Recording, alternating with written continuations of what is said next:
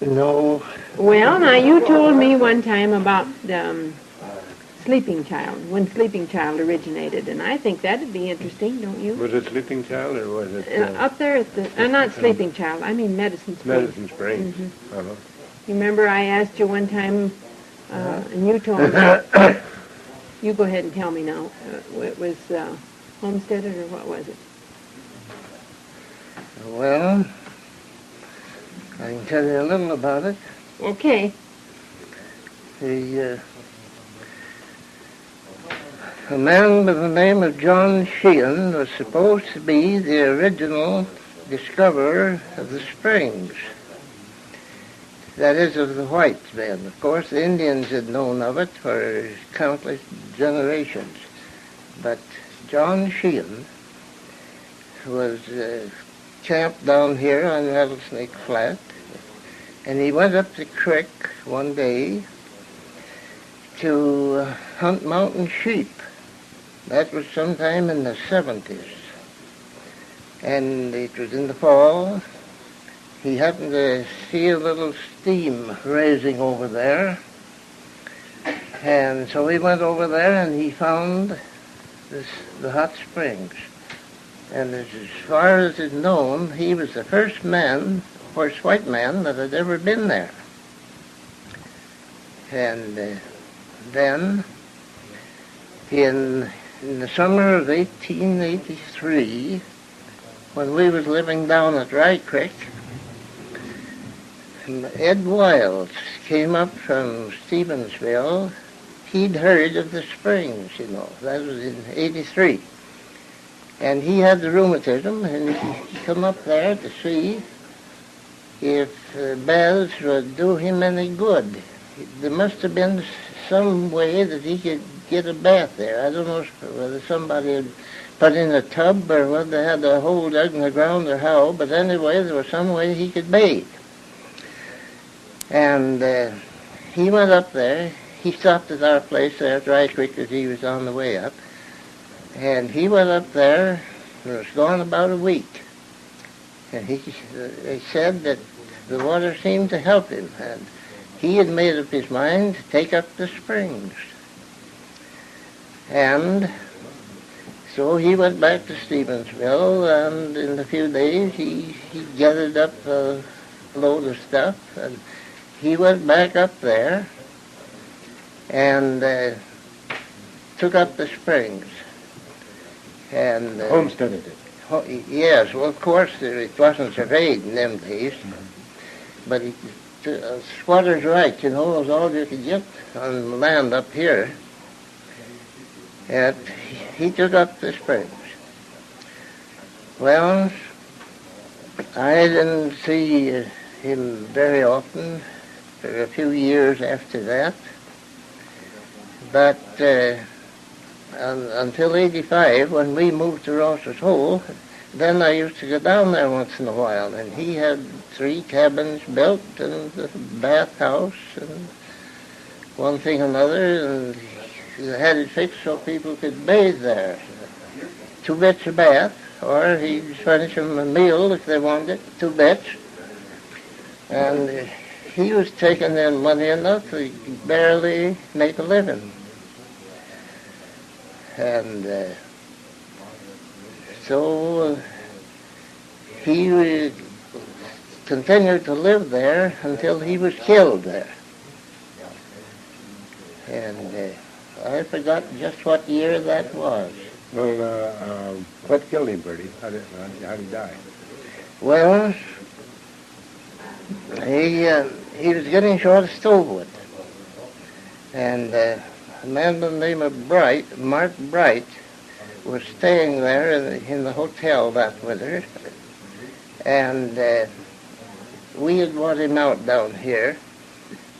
So Wiles let him move into the hotel. It wasn't running, it was standing vacant. And he was getting short of stovewood, and there was a dry tree. Go down a little point, about 100 yards this side of the bathhouse, on the east side of the creek, and up above some rocks, and he got Mark Bright to help him saw that tree down. Wiles was kind of lame. He couldn't get around very good. He always used a cane, but they got up there and started to cut that tree down. And it had been dead a good many years, and some of the roots was kind of rotten, so it wasn't anchored very solid. And they undercut it on the side next to the flat and started to saw on the back side.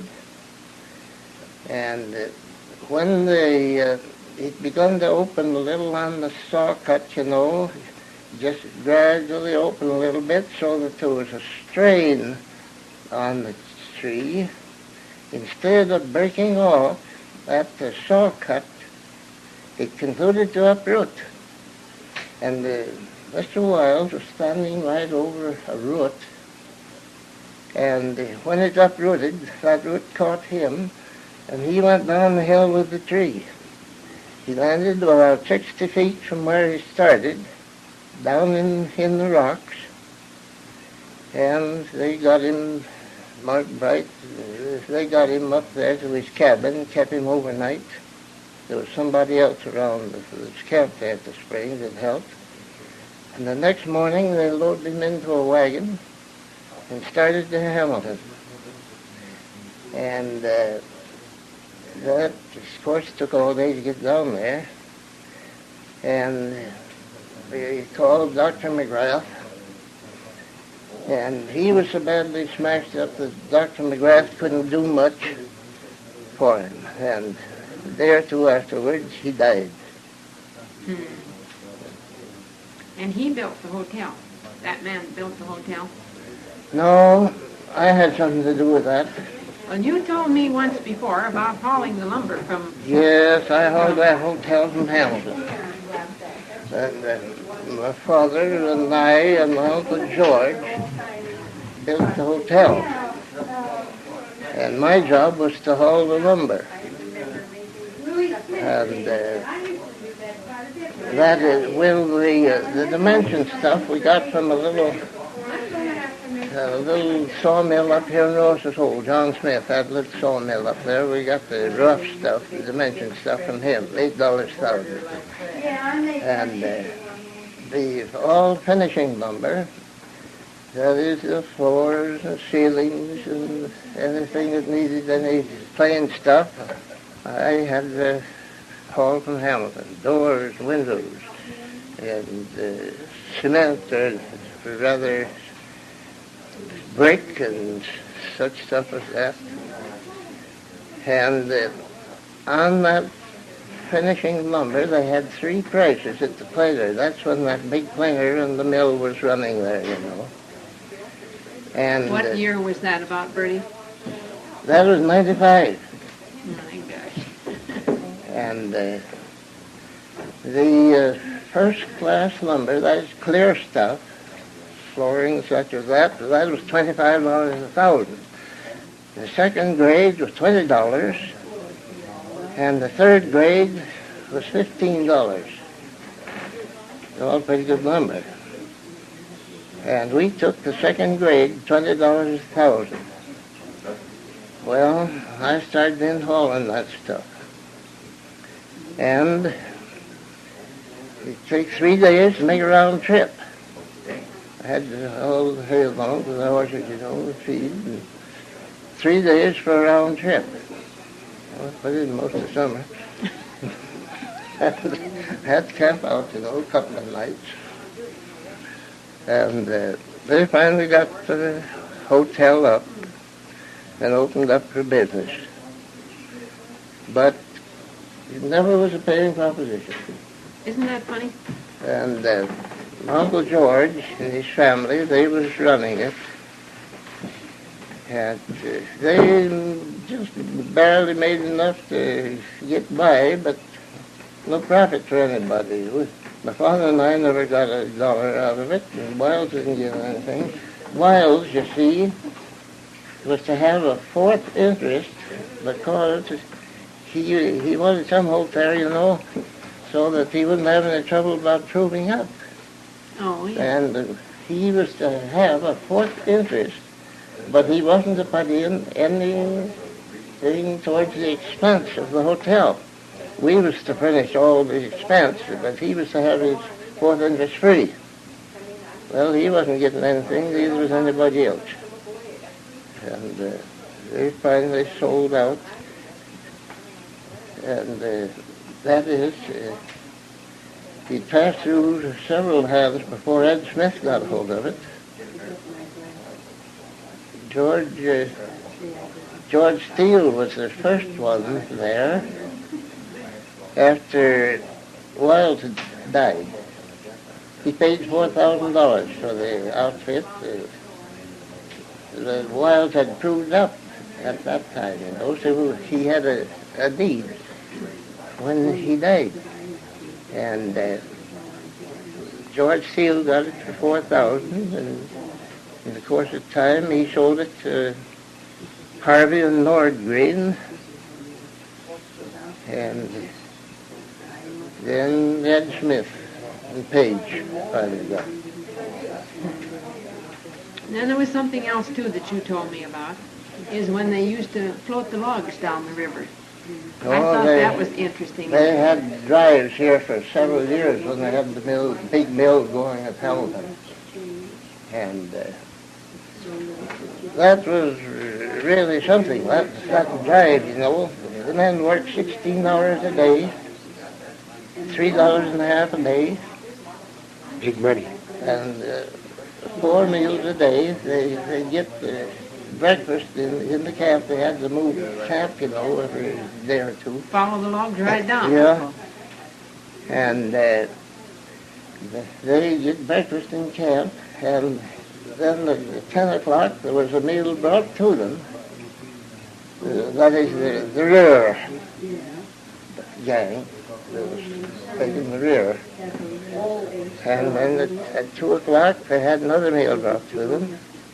And they got the last meal, they'd work with our last meal in camp. They was wet as drowned rats, you know, after working on that rear all day.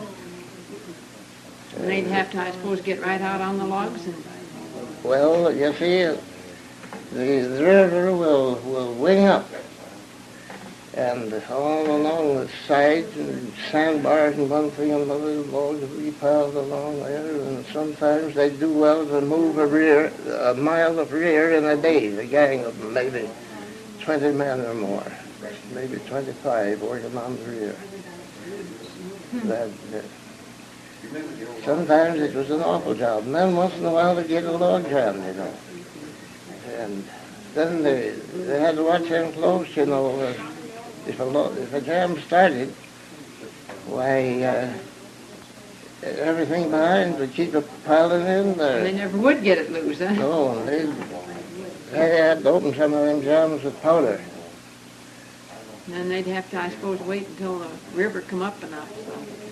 Well, when they got it broke, why, it's naturally quite a lot of water behind it to take it down.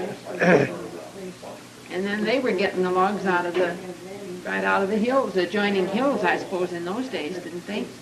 Well, we had to do that during the winter, you know, the loggers.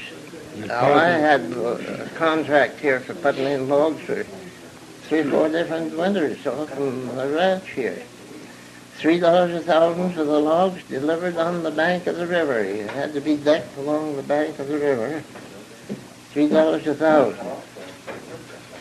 And then in the spring, you know, when they started to drive, the river pigs, as they call them, they had to roll these logs into the river from these rollways, you know. That you didn't have to do on your way down. No, we didn't have to do that. The drivers done that. And there was one year, Jim Smart was the foreman here on this east fork, and they put the drive in 26 days, and that was the record. They had never done that time before. And then they had another crew, of course, on the West Fork. There's logging on kind of a big scale. That was really, really something, wasn't it? Yes, it was. I should say. I wish I had taken some pictures of that. I had a camera then, and I never woke up. I didn't get any pictures of that drive. Isn't that funny? And you took so many pictures Yeah. of your game and... Never got a picture of it. There was someone telling us about Medicine Tree, and the last powwow they had at Medicine Tree. Were you there? I was. What year was that? What? What year was I that? have forgotten what year that was. Approximately when? What? You can come pretty close, can't you? Guessing? Pretty Well, I think Juanita can tell you closer about what year that was than I can. Well, we'll ask her what year it was, but would you tell us about it now? Well, there was that medicine tree, you know. There used to be a sheep's horn rode there right into the side of it. Oh, 6-7 feet above the ground. Well, you can see the scar yet where it was. And sometime in the early 90s, I don't remember what year, some vandal of a white man come along and cut that horn off just close as he could to the tree, you know. And about half of that horn is in the tree today. But all that stuck out was he cut it off.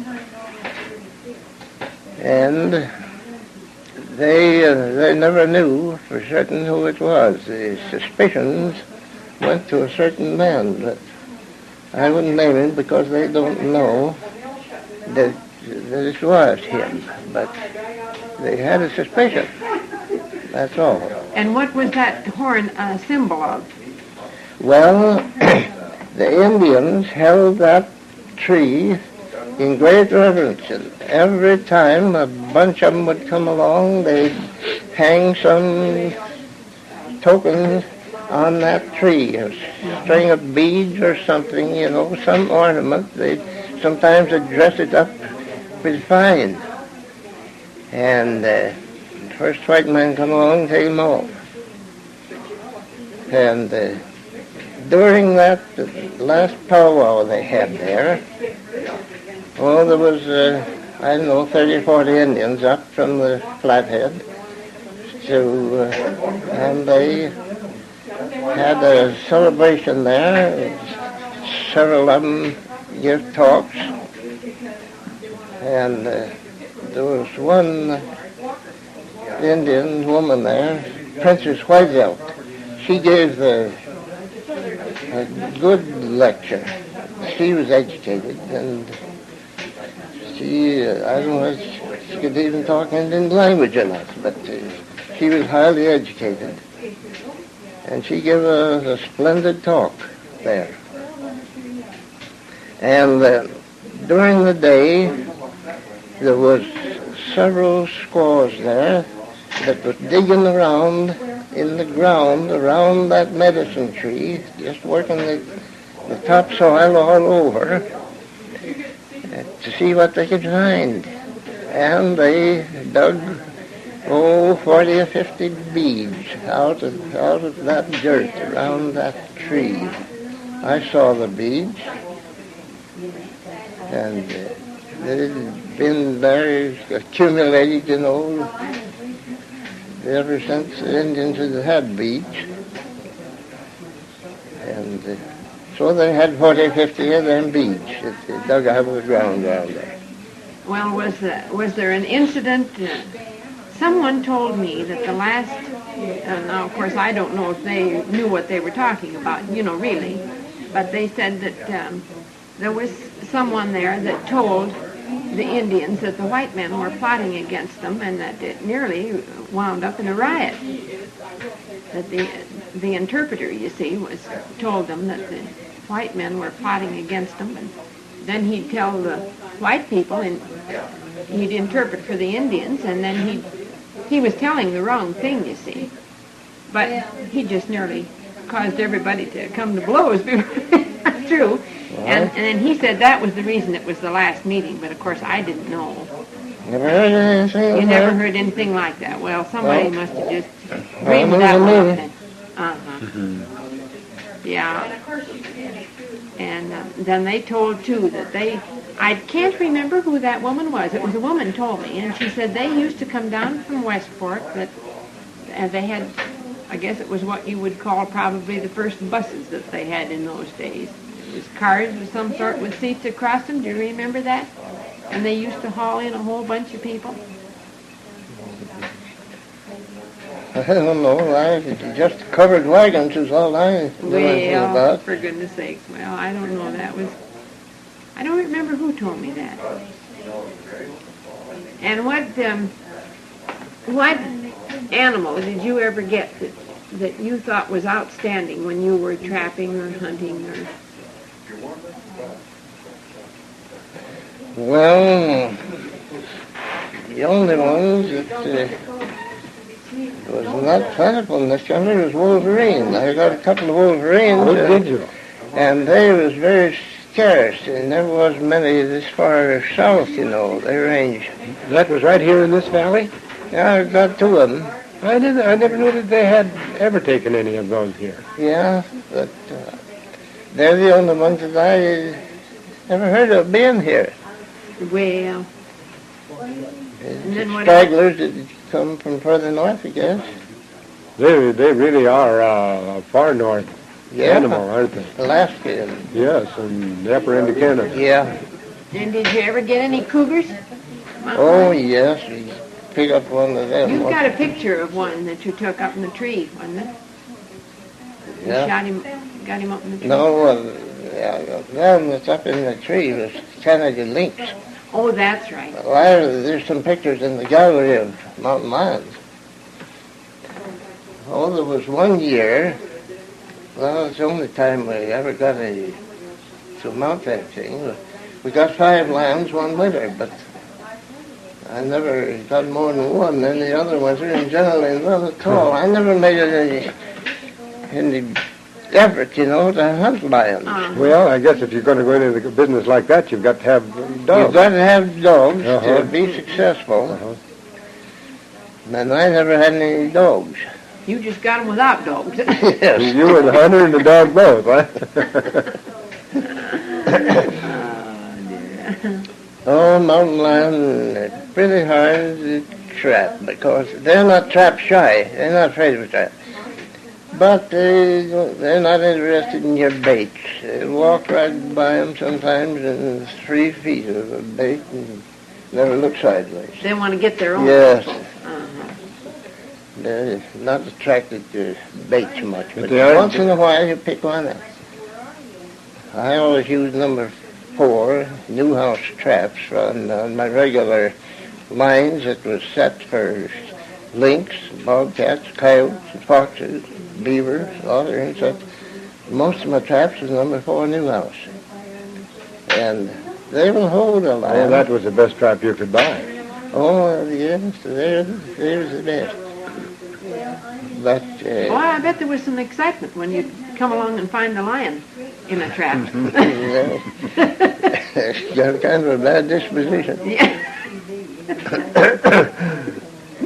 And then, did you trap bear, too? I put in about 12 years, trapping bear for a living. Oh, for goodness sake. Back in the 90s and for a few years after the turn of the century. Bear hides was worth some money in them days. And I used to put in 4 or 5 weeks in the fall and probably a month in the spring after they come out of their dens, trapping bear. I had 9 bear traps. And then I hunt them too, you know. I'd get a few every fall, every spring. And then when the price finally went down, that was, I don't remember just what year, they just went down to nothing and it never come back. The fur houses quit quoting them. And They don't coat coyotes anymore either. How much did you, excuse me, how much did you get for a bear in those days? Well, it varied, of course, but ordinarily anywhere from $10 to $25. That was really good. $25 was the highest I ever got for one, but the ordinary bear, of course, some of the cubs would be lower, Sure. maybe $7 or $8, but the general range was, the average was probably $12, $15. That was what, browns and blacks? Yeah, they're about as many. The one as the other. Yes. Mm-hmm. No grizzlies. I killed one grizzly over here in the head of Medicine Tree Creek. I've got his claws in the gallery today. But the grizzly was very scarce. Just as well, too, I guess, huh? Yeah. Now, there was one year here, I've forgotten how many years ago that was, that there was a bear got to killing cattle. He killed several around Ross's Hole, and we lost one right over here in the mouth of that gulch. There was one killed there, yearling. And everybody thought that was a grizzly that was doing that work. They got Bent Hannon to come up to Ross Hole with his bear traps, and he trapped around there quite a while, but never got him. And nobody ever seen the bear. They don't know whether it was a grizzly or not, but anyway, finally, cattle killing stopped, and that's all they ever knew about it. I took a couple of bear traps over there and set by the carcass of, and this one of mine that they killed. And the bear never come back. That was his way of doing it. He killed an animal and take good feed and go on. And he wouldn't come back. Didn't want his food second hand. They just wanted praise. But nobody ever got him, I guess. And then you used to trap, what else did you trap for fur-bearing animals?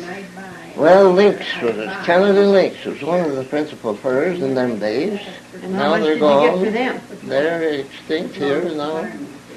And foxes, coyotes, marten, mink, muskrat, beaver, otter. How many do you suppose you'd have? Well, now say you had a good winter, you know. How many pelts would you have by spring then? Oh, I never kept any record of anything of that kind. I don't know. Never kept any track of it. But were otter quite numerous then? No, they wasn't not so any too much. thick, but there was few. They're kind of a hard thing to trap, his otter. They're pretty slick. And I never could catch them after winter set in, and the ice formed in the river. I threw trapping otter. I couldn't catch them. They have their slides, don't they? Yeah, but that's the only way I could ever get them is when the ground is bare. And if you can find a slide where they go from the bag down into the water, it's easy. You can get them. That's the only way that I could ever catch an otter, is if I could find one of them slides. They tell me that they play just like kids on one of these slides, that they're just up the bank and down the slide and up the bank and down the slide, just like you see kids on these Maybe schoolyard I don't slides. know. I never. Well, I've read that that's what they do. Maybe they do. I don't know. Well, things have sure changed, haven't they, Bertie? What? I say things have sure changed. Oh, yes. I should say. Fur business is what it used to be. Fur's way down on everything. Oh, now. yes. Well, everything else of the Way down. You've seen many things come to pass in your lifetime, haven't you? These fur farms changed the whole setup. Don't you think? What? The fur farms have changed it so much. Yeah, but And then fashion. Right now, you take a long-haired pelt, there's no value to it. The fox farms went out of business. Yeah. Mink kept up better than anything else, and they ain't as good as it was. Muskrat, you starve to death trapping muskrat anymore. And skunks, they don't want. They're getting so numerous down in the valley that. Well, the muskrat. Oh no, skunks. Skunks? Oh, they're terrible down there. But nobody will catch them anymore. They Don't blame them. because there's no value to them. I never had any use for them anyhow. They never was very plentiful up here, but once in a while it kept one. You take through the late summer and fall down there, they really put out an odor. Now, you told me one time about